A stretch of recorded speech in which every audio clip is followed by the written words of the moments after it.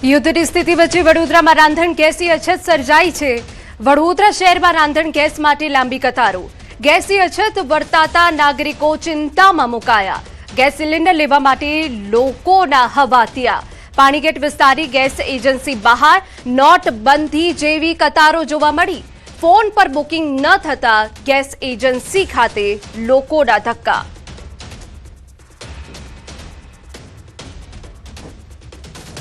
યુદ્ધની પરિસ્થિતિ વચ્ચે નાગરિકો જે છે તે રાંધણ ગેસના બોટલ માટે હવાતિયા મારી રહ્યા છે અને સીધા દ્રશ્યો જે છે તે પાણીગેટ વિસ્તારના બતાવવાનો પ્રયત્ન કરીશું। તમે દ્રશ્યો જોઈ શકો છો કે પાણીગેટ વિસ્તારમાં કેટલી હાલાકીનો સામનો જે છે તે નાગરિકો કરી રહ્યા છે। આ દ્રશ્યો તમને જે છે તે નોટબંધીની યાદ અપાવી દેશે, કારણ કે એ સમયે પણ નાગરિકો તડકામાં ઊભા રહેવા મજબૂર બન્યા હતા અને હાલ પરિસ્થિતિ એવી છે કે રાંધણ ગેસના જે બોટલ છે તેની અછત વર્તાઈ રહી છે। એના કારણે સિનિયર સિટીઝન હોય કે પછી યંગસ્ટર્સ હોય એ તમામ લોકો હેરાન પરેશાન થઈ ગયા છે અને તડકો પણ જોઈ શકાય છે કે ધગધગતો તડકો છે અને ધગધગતા તડકામાં લોકો મજબૂરીના માર્યા અત્યારે અહીંયા ગરમીમાં ઊભા રહ્યા છે। ત્યારે અહીંના લોકો જે છે તેમની સાથે વાતચીત કરીશું, જાણવાનો પ્રયત્ન કરીશું। તમે શું કહેશો? માથા પર ધગધગતો તડકો છે, ગેસના બોટલની ચિંતા છે, અહીંયા પરિસ્થિતિ શું છે, કેટલી મુશ્કેલી છે ઘરમાં ગેસ ખલાસ થઈ ગયો છે તો પછી તાપ હોય કે ગમે તે ઊભું તો રહેવું પડે ને। આ તો બ્લેકમાં જાય એટલે બાકી કોઈ પબ્લિકને આવું તાપમાં ઊભા રહેવું નહીં પડે, આરામથી મળી રહે। સરકારે એ ધ્યાન રાખવું જોઈએ। મુશ્કેલી તો આ તાપમાં મુશ્કેલી પડવાની ને। બિલકુલથી તડકામાં લોકો ઊભા છે। બીજા એક દાદા છે, તેમની સાથે વાત કરીશું। શું કહેશો? અમે ક્યારના જોઈએ છે તમારાથી તાપમાં ઊભું નથી રહેવાતું, છતાંય તમે ઊભા રહ્યા છો, કેટલી મુશ્કેલી? ત્રણ દિવસ હજુ મને બોટલ નથી આવતા, બોલો શું જવાબ? જો મારી ચોપડીનું જોઈ લો, એ કે નંદાયા પછી પેલા પર ત્રણ દાડે તું તમારે કેટલી લાઈનમાં લગાવવાનું? હવે મારે લાઈનમાં લગાવવું પડે, શું કરવાનું? કેટલી મુશ્કેલી થાય આવું મને ગેસના બોટલ માટે? એટલે મને છેડે ચક્કર બેસો આવતું હતું। હા, બોલો શું કરવાનું? બિલકુલથી તો ચક્કર આવી રહ્યા છે, છતાં પણ તેઓ જે છે તે લાઇનમાં ઊભા છે અને આ તમામ લોકો જે છે તેમની આ જ પ્રકારની પરિસ્થિતિ છે। તમામ લોકો હેરાન પરેશાન થઈ રહ્યા છે। અન્ય પણ વડોદરાવાસીઓ છે, તેમની સાથે વાતચીત કરીને જાણવાનો પ્રયત્ન કરીશું। સાહેબ, તમે શું કહેશો? ધગધગતો તડકો છે, ગેસના બોટલ માટે આ રીતે લાઇનમાં ઊભું રહેવું પડશે તડકામાં, વિચાર્યું હતું ક્યારે? આવું કોઈ દિવસ વિચાર્યું ન હતું, પણ અમે એજન્સીને રજૂઆત કરી કે આ લોકોએ પાણીની સગવડ કરવી જોઈએ। પબ્લિક કોઈ તાપમાં કોઈને ચક્કર આવી ગયા છે, અમે 1.5 કલાકથી ઉભા સતત એક ધારા। અહીંયાથી શું જવાબ મળે છે? કારણ કે અમે જોઈએ છે કે મિડલ ઈસ્ટમાં યુદ્ધ જેવી પરિસ્થિતિને ધ્યાનમાં રાખીને ભારતના ઉડ્ડયન નિયામક ડીજીસીએ દ્વારા વિદેશી એરલાઇન્સ માટે નવી માર્ગદર્શિકા જાહેર કરવામાં આવી। આ મુજબ ભારતમાં ફ્લાઇટ ચલાવવા માટે વિદેશી એરલાઇન્સને ડીજીસીએ પાસેથી ખાસ ઓપરેટિંગ ઓથોરાઇઝેશન લેવું પડશે અને પહેલા ઈજીસીએ પોર્ટલ પર નોંધણી કરાવવી પડશે। એરલાઇનને પોતાના દેશની સરકાર દ્વારા ઔપચારિક રીતે નિયુક્ત કરાવવી, સ્થાનિક પ્રતિનિધિ રાખવો અને ફ્લાઇટ શરૂ કરતા ઓછામાં ઓછા 90 દિવસ પહેલા અરજી કરવી ફરજિયાત છે। ડીજીસીએ દ્વારા મંજૂરી મળ્યા બાદ ઓથોરાઇઝેશન મહત્તમ 5 વર્ષ માટે માન્ય રહેશે તથા એરલાઇન્સે ભારતીય કાયદા, સલામતી ધોરણો અને મુસાફર ફરિયાદ નિવારણ વ્યવસ્થાનું પાલન કરવું પડશે। એરલાઇનને મુસાફરોની ફરિયાદોના નિવારણ માટે પેસેન્જર ફરિયાદ નિવારણ મિકેનિઝમ પણ સ્થાપિત કરવાની જરૂર પડશે। અને મહત્વના સમાચાર પર નજર કરીએ। વધતી ગરમી અને હીટવેવને ધ્યાનમાં રાખીને અમદાવાદ કોર્પોરેશને હીટ એક્શન પ્લાન તૈયાર કર્યો। Urban health centre, bus stand અને બીઆરટીએસ સ્ટોપ સહિત 300 થી વધુ સ્થળો પર પાણી અને ઓઆરએસની વ્યવસ્થા કરાઈ છે। એએમસીના હેલ્થ સેન્ટરો અને શેલ્ટર હોમ્સમાં પણ ઓઆરએસ ઉપલબ્ધ રહેશે। હીટવેવ માટે સરકારી હોસ્પિટલ્સમાં વિશેષ વ્યવસ્થાઓ કરવામાં આવી છે અને ગાયનેક વોર્ડમાં એસીની વ્યવસ્થા કરાઈ છે। કન્સ્ટ્રક્શન સાઇટ પર કામ કરતા મજૂરો માટે બિલ્ડર્સે ખાસ સૂચનાઓ આપવામાં આવી છે।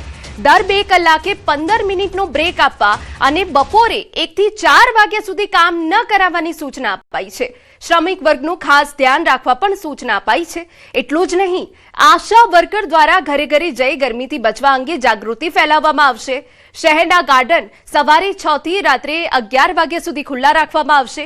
સાથે બપોરના સમયે લગભગ 70 જેટલા ટ્રાફિક સિગ્નલ પણ બંધ રાખવા સૂચના અપાઈ।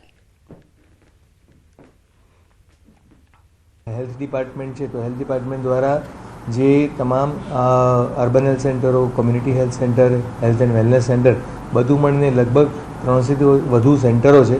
ત્યાં ORS કોર્નર ચાલુ કરવામાં આવેલા છે. ઇલનેસના કેસીસ જે આવે એના માટે સ્પેશિયલ સ્ટોક લોજિસ્ટિક જે રિક્વાયરમેન્ટ છે તે પણ પૂરતું અવેલેબલ છે અને અલાયદા બેડની પણ વ્યવસ્થા કરવામાં આવી છે. CHCમાં જે મેટર્નિટી વોર્ડ્સ છે, જે ગાયનેક વોર્ડ્સ, તેમાં એસીની સુવિધા ઉપલબ્ધ કરવામાં આવી છે. સમાચારમાં વાત હવે દાહોદી કરીએ. ઘઉં ભરેલા ટ્રેક્ટરમાં આગનો બનાવ બન્યો. આગ લાગતા ખેડૂતને મોટું નુકસાન. ગરબાડાના સાહડા ગામ પાસે ખેડૂત ઘઉં ભરીને ખેતરમાં પસાર થઈ રહ્યો હતો. તે દરમિયાન ટ્રોલી વીજલાઈને અડી જતા એકાએક આગ લાગી હતી. જે બાદ ટ્રોલીમાં ભરેલા ઘઉં બળીને ખાખ થઈ ગયા હતા. તો આગ ઓલવવા માટે ફાયર વિભાગની મદદ લેવાઈ હતી. સાહડા ગામના ખેડૂતો તૈયાર ઘઉંનો પાક બળીને ખાખ થતા મોટું નુકસાન થયું હતું. ઘઉંનો તૈયાર પાક એકાએક બળી જતા ખેડૂત માથે આપ ફાટ્યું. ખેડૂતે ભારે નુકસાની વેઠવાનો વારો આવ્યો. છેલ્લા 5 વર્ષની સરખામણી આ વર્ષે ઘઉંના ભાવ ઓછા મળી રહ્યા છે. રાજકોટના બેડી માર્કેટિંગ યાર્ડમાં ઘઉંની આવક કરવામાં આવી હતી.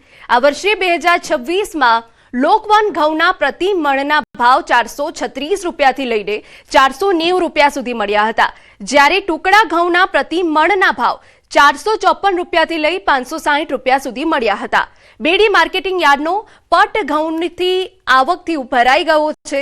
જો કે આટલું સારું ઉત્પાદન થયું છતાં ખેડૂતોને ઘઉંના ભાવ નથી મળતા. ખેડૂતોનું કહેવું છે કે છેલ્લા 5 વર્ષ દરમિયાન દવા, ખાતર, બિયારણ, મજૂરી સહિતના જે ખેતીના ખર્ચ છે તે વધી ગયા, જેની સામે ભાવ ઘટ્યા છે.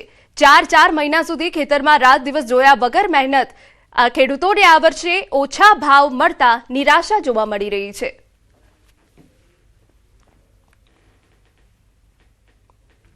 માનો કે 4 મહિનાનો મોલ કહેવાય, એટલે આમાં પાણીનું ને એ બધું સમસ્યા હોય. ઝાકળમાં પાવા પડે, વરસાદમાં પાવું, ઓલું માવઠું વળતો થયું, હેરાન કરી નાખ્યા. એટલે આ બધું એવું છે કે ખેડૂતને તો જે થાય એટલું કુદરત માથે આધાર રાખવાનો છે. ઘઉં 200 મળે, બરોબર 600-700 રૂપિયા ભાવ, હું તો 400માં ગયા. આમાં ખેડૂતને શું વરે એમ? મહેનત તો પાણી વાળાનો, મજૂરનું ના બધું ગણે તો આમાં 400 રૂપિયામાં ખેડૂતને કાંઈ ન વરે. ઘઉંના ભાવ ખેડૂતને મળતા નથી. જે સરકારે ટેકાના ભાવ 517 રૂપિયા ટેકાના ભાવ જાહેર કર્યા છે, પણ એવું નથી કે હાલો મિલબરનો ભાવ હોય એ પ્રમાણે તેને બરોબર છે. પણ જે હારો માલ છે એ ખેડૂતને ભાવ મળવા જોઈએ. તો આ રાજી આ લોકો બેડી માર્કેટિંગ યાર્ડમાં કરે છે, તો એની રીતે બધે એમને જેમ ફાવે એમ ભાવ આવતા નથી ખેડૂતને. અન્નદાતા જ અન્નના ઉત્પાદન બાદ મુશ્કેલીમાં મુકાયો છે. છેલ્લા 4 વર્ષની સરખામણીએ આ વર્ષે ઘઉંના સૌથી નીચા ભાવ મળી રહ્યા છે. આમ તો ઘઉં છે તે મુખ્ય જે છે આપણું અન્ન ગણાતું હોય છે, પરંતુ અત્યારે આજ ઘઉંના ભાવ છે તે નીચા મળી રહ્યા છે. આ વર્ષે જે 450 થી 500 રૂપિયાની આસપાસ ઘઉંના ભાવ મળી રહ્યા છે. બીજી તરફ જે બેડી માર્કેટિંગ યાર્ડ છે ત્યાં અત્યારે પુષ્કળ પ્રમાણમાં ઘઉંની આવક થઈ છે. દૂર દૂરથી ખેડૂતો છે તે ઘઉં વેચવા માટે અહીંયા આવતા હોય છે, પરંતુ ક્યાંક જે છે ઓછા ભાવ મળતા ખેડૂતોમાં પણ નિરાશા જોવા મળી રહી છે. હાલ જે રીતના જે આ વખતે ઘઉં છે તે ઉત્પાદન થયું છે, પરંતુ ક્યાંક જે ભાવ મળવા જોઈએ તે ભાવ નથી મળતા. ખેડૂતોનું કહેવું છે કે જ્યારે અન્ય વસ્તુઓ છે તેમના ભાવ સતત વધતા હોય છે, પરંતુ તેમને મહા મહેનતે ઉત્પન્ન કરેલા જે ઘઉં છે તેમના ભાવ જ અત્યારે નીચે મળી રહ્યા છે. ખાસ કરીને જે બેડી માર્કેટિંગ યાર્ડ છે અહીંયા જે છે મોરબી જિલ્લો તેમજ જામનગર જિલ્લો તેમજ રાજકોટ જિલ્લાના કેટલાક ગ્રામ્ય વિસ્તારોના ખેડૂતો છે તે અહીંયા ઘઉં સહિતના પાક વેચવા માટે આવતા હોય છે. જોકે અત્યારે જે ઘઉંના ભાવ છે તે નીચા મળતા જે જગતનો તાજ છે તે પણ ક્યાંક મુશ્કેલીમાં જોવા મળી રહ્યો છે. હાર્દિક જોશી, ન્યૂઝ 18 ગુજરાતી, રાજકોટ. મહત્વના સમાચાર કે જ્યાં ગુજરાતમાં નવી જ રાજનીતિના મંડાણના એંધાણ. ખેડૂતોનો અલગ મોરચો બનાવી શકે છે કરપડા. ગુજરાતમાં બની શકે છે ખેડૂતોનો અલગ મોરચો. ખેડૂત નેતા રાજુ કરપડાએ મોટા સંકેત આપ્યા. વર્ષો બાદ દેખાશે ખેડૂત સંગઠનની તાકાત. 19 થી 24 માર્ચ સુધી યાત્રા યોજાશે. ખેડૂતો માટે યાત્રા યોજશે રાજુ કરપડા. કોઈ પાર્ટીમાં